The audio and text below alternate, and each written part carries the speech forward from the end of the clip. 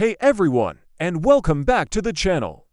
If you've ever switched between an Android phone and an iPhone, you know the absolute nightmare that transferring your data can be. It's a messy, complicated process that honestly makes you think twice about switching at all.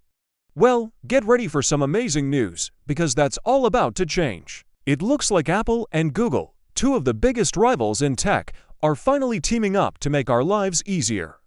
A brand new cross-platform migration feature has been spotted, and it promises to make moving from Android to iOS, or vice versa, incredibly simple. So, what's the scoop? This new feature has already appeared in the latest Android Canary build on Pixel devices. For those who don't know, Android Canary is basically a playground for developers. It's where Google tests out new, experimental features long before they're ready for the public. It has the earliest look we can get at what's coming to Android in the future. And the exciting part is, sources from both Google and Apple have confirmed this is a joint effort. The same functionality is expected to pop up in an upcoming developer beta for iOS 26. This is a huge deal. For years, getting these two companies to play nice has been almost impossible. We saw them collaborate on our CS messaging, but this is on another level. This is about removing one of the biggest barriers that locks you into one ecosystem. Imagine this: you get a new iPhone, and instead of using a clunky third-party app or manually moving your contacts and photos, you just follow a few simple, official steps, and everything your apps, messages, photos, and settings moves over seamlessly. The same would happen if you were moving to a new Android phone. This would completely change the game for anyone considering a switch. Now, before you get too excited and start checking for updates, remember this is still in the very early stages. Canary builds are highly unstable and are not meant for your daily driver phone.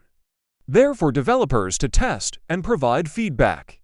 Most of us will need to wait for this feature to make its way through the beta stages and finally arrive in a stable, public release of Android and iOS. We don't have an exact timeline yet, but the fact that it's being actively developed is a fantastic sign. This collaboration is part of a bigger trend we're seeing. Last year, Apple finally adopted RCS for messaging after a lot of public pressure from Google, which means better quality media and read receipts when texting between iPhones and Androids. The next big step for that is expected to be end-to-end encryption, and it doesn't stop there. Google also recently updated its Quick Share feature for the Pixel 10 phones. This update will actually let you send files like photos and videos directly to a nearby iPhone using AirDrop. How cool is that? It's a one-way street for now, from Android to iPhone, and Apple wasn't directly involved in that specific update, but it shows that Google is serious about breaking down the walls between these two worlds.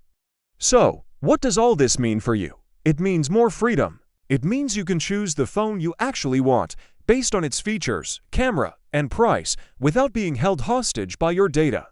The walled gardens are starting to get some doors, and that's a win for all of us. This new data transfer tool could be the single biggest quality of life improvement for smartphone users in years. We'll be keeping a very close eye on the developer betas for both Android and iOS 26 to see when this feature officially drops and how well it works in practice. We'll be sure to do a full hands-on test as soon as it's available. What do you guys think about this? Have you ever struggled with switching phones? Let me know your horror stories in the comments below. Is this feature enough to make you consider switching from your current operating system? Thanks so much for watching. If you found this video helpful and want to stay updated on all the latest tech news, make sure to hit that like button and subscribe to the channel. We'll see you in the next one.